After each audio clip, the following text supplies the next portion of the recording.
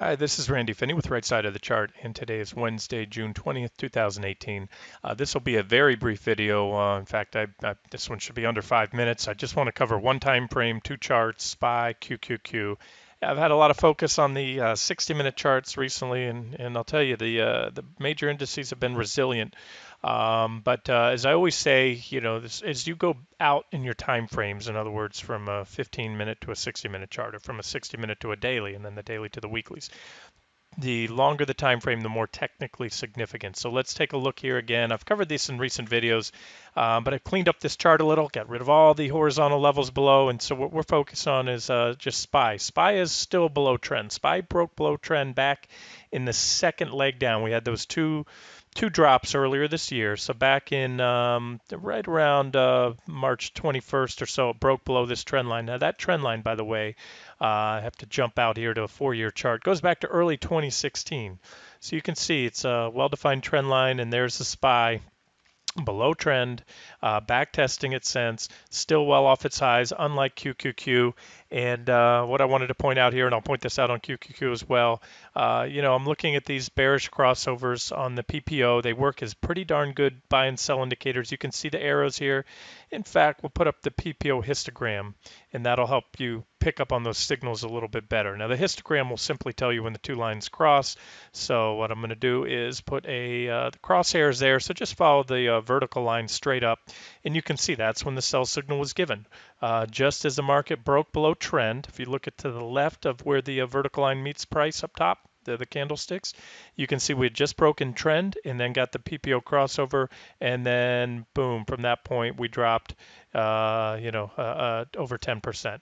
And next signal was right here, and again it didn't catch the highs right there. Other things would have. In fact, we had a long trade on the SPY right there that we got out just before the highs, and then it caught most of the move. And here we go. We've had a few whipsaw signals, and I'll point that out. Certainly something worth mentioning.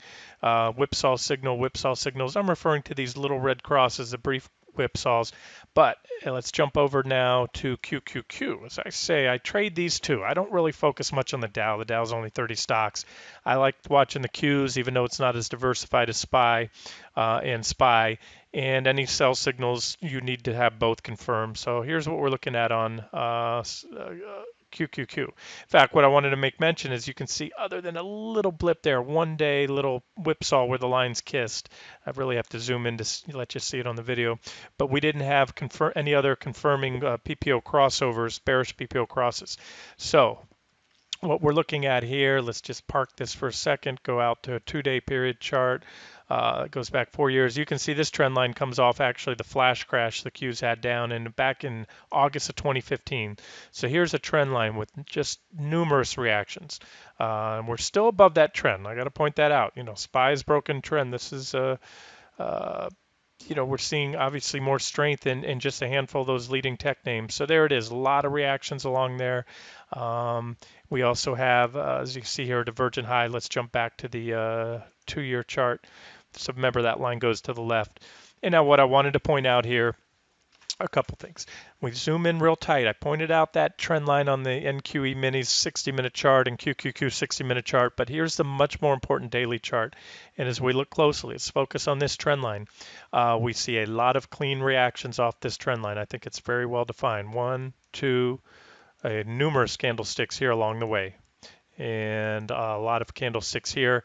And then we just broke down here the other day. We had a day of impulsive selling, and now we're back testing. If you see I zoom in really tight, this is a perfect back test right there of that trend line. So let's see what happens. Now, other than that, I mentioned a minute ago that, I've mentioned this in the past, I should say. I never use any one single, trigger as a buy or sell signal. I like to see confirming evidence. The more bullish or bearish things that line up, the better the buy or sell signal is.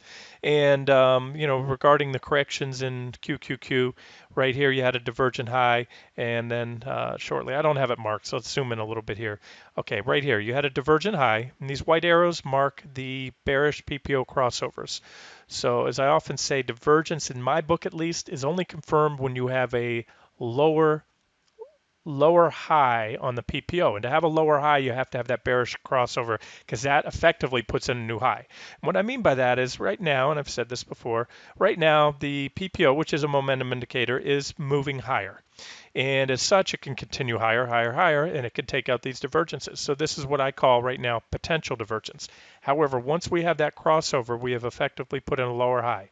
Is it 100%? Absolutely not, but it's pretty darn accurate. You can see this goes back well over a year. The three biggest corrections that we've had in QQQ.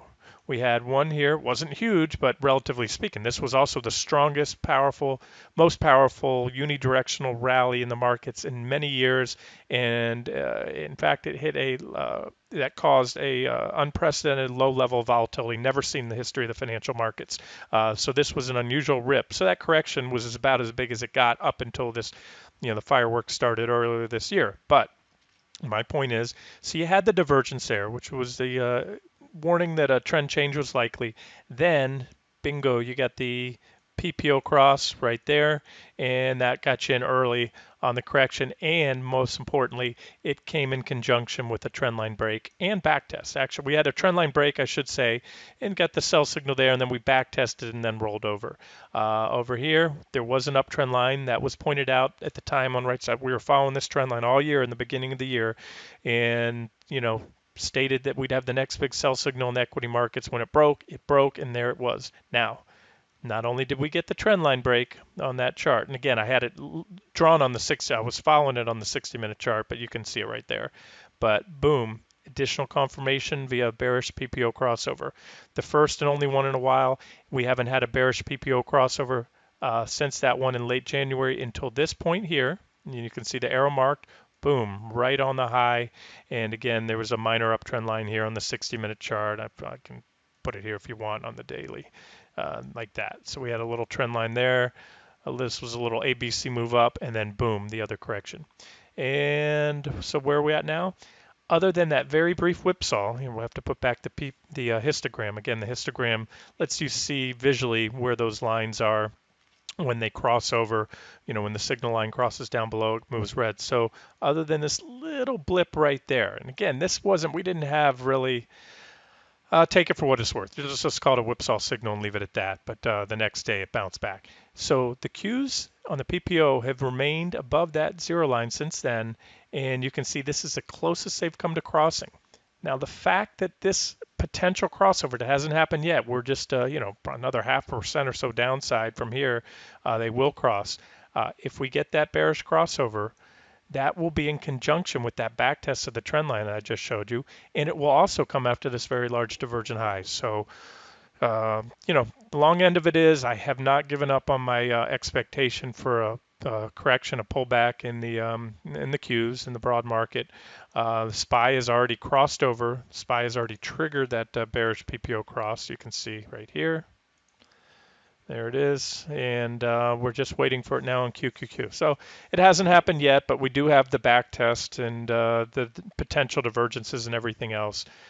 So where it takes us, my guess right now, I've already laid out some targets on NQ as well as ES, but I'm kind of eyeing this level right now. You can see there's some support right here, reaction high right there, and it comes in around that trend line as well. So we're looking, I think, what's today? Wednesday. So whether this is by the end of the week or next week, at least 4% downside. Oh no, I'm sorry, we're higher than that right now. I have to zoom in. There we are.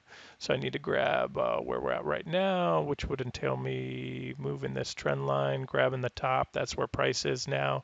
If we hit that 167.33 level, that's about a 5.8% drop. And the trend line's not too far below. They'd probably come in around together. So. And the flip side, if this market just continues to power on higher, it's just defied a lot of divergences and shrugged off any type of news, any type of negative headlines recently. So, we're not too far. As I said, we can burn through those divergences. That doesn't mean we're going to the moon if we burn through the divergences. It just means that the bearish case chips away at that point. But divergences are not a be-all, end-all. Again, they're just an indication momentum's waning and there's a likely trend change coming.